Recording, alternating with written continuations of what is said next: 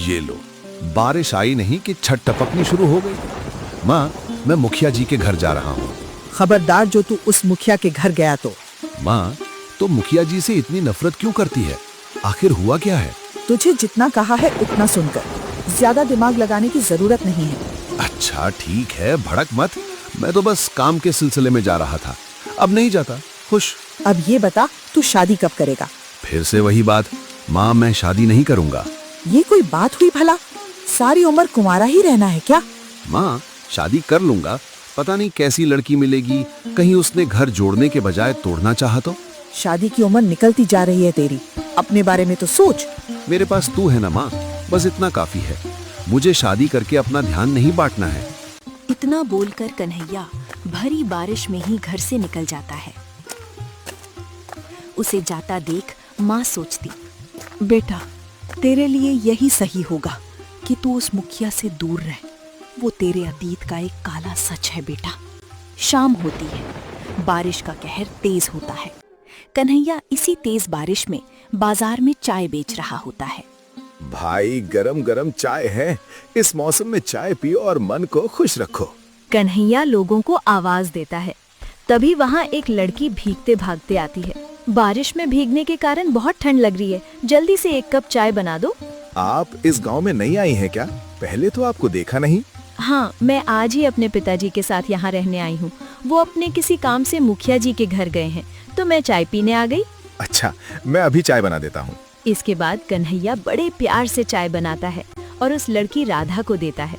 राधा चाय पीती और कहती, एक तो बारिश का ठंडा मौसम, ऊपर से गरम गरम चाय, वाह दिन बन गया मेरा तो। लगता है तुम्हें चाय बहुत पसंद है। हाँ, मैं तो चाय की शौकीन हूँ। चाय पिए बिना मेरा तो सर घूमता है, इसीलिए तो चाय की टपरी देखते ही दौड़ी चली आई। ये लड़की कितनी सुंदर। कन्हैया, होश में आ। भूल गया तूने आजीवन कंवारा रहने की कसम खाई है। क्या सोच रहे हैं आप? कुछ भी तो नहीं। ये लीजिए पैसे। राधा पैसे देकर चली जाती है। उसके जाने के बाद भी कन्हैया उसी के बारे में सोचता रहता है।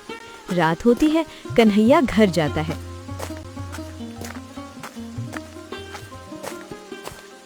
वहाँ मुखिया जी भी आए हुए रहते हैं।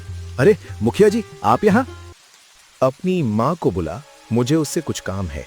मुखिया जी, माँ आपको यहाँ देखेगी तो बहुत गुस्सा करेगी। हो सके तो आप यहाँ से चले जाइए।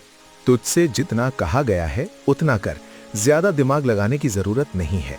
मुखिया कन्हैया को बेवजह सुनाने लगता है। तभी वहाँ कन्हैया की माँ आती है। तुम यहाँ क्यों आए हो और तुम्हारी हिम्मत कैसे हुई मेरे बेटे के ऊपर चीखने चिल्लाने की? मैं यहाँ तुमसे झगड़ने नहीं आया हूँ, पैसे देने आया हूँ। पैसे किस बात के? क्यों कन्हैया, तेरी माँ ने अब तक तुझे बताया नहीं? खबरदार मुखिया, मैं तुम्हें चेतावनी दे रही हूँ। मेरे घर की शांति भंग करने का सोचना भी मत। आखिर बात क्या है? आप दोनों मुझसे क्या छुपा रहे हैं? हमें तेरे टुकड़ों में पलने की जरूरत नहीं है। अपने पैसे लेकर निकल यहाँ से। ठीक है, बाद में ये मत कहना कि मैं अपनी जिम्मेदारी से पीछे हट गया। तूने तो अपनी जिम्मेदारी से कई साल पहले ही मुंह मोड़ लिया था, अब तुझसे क्या ही उम्मीद रखूंगी। ये सुनते ही मुखिया अपने पैसे लेकर वहाँ से चला जाता है। उसके जाते ही कन्हैया अपनी माँ के ऊपर सवालों की बौछार कर देता है। माँ, बताना, तो मुझसे क्या छुपा रही है? आखिर हर महीने मुखिया जी हमें पैसे देने क्यों आते हैं और तू उन्हें देखकर इतनी भड़क क्यों जाती है? बेटा, सही समय आने पर मैं तुझे सब बता दूंगी। अभी तू ये सब बातें सोचकर खुद को परेशान मत कर। इतना बोलकर माँ मुंह लटकाए अपने कमरे में चली जाती है। दिन बीतते हैं, बारिश का बहाव भयंकर रूप ले लेता है। इतनी तेज बारिश में कन्हैया अपनी चाय की तफरी पे बैठा होता है। तभी वहाँ दो आदमी आते हैं। अरे कन्हैया, इतनी बारिश में भी तू काम कर रहा है? इस मौसम में तो लोग घर में बैठकर आराम करते हैं। आराम करूंगा तो कमाऊंगा क्या? वैसे ही बारिश के कारण धंधा मंदा चल रहा है। भाई, तुम शादी कब करोगे? अब तो पूरा गांव तुम्हारी शादी की चर्चा करने लगा है। अधेड़ उम्र हो गई है, अब भी कमारे बैठे हो। कोई लड़की पसंद नहीं कर रही है क्या? इतना बोलकर दोनों हंसने लगते हैं। तब कन्हैया कहता,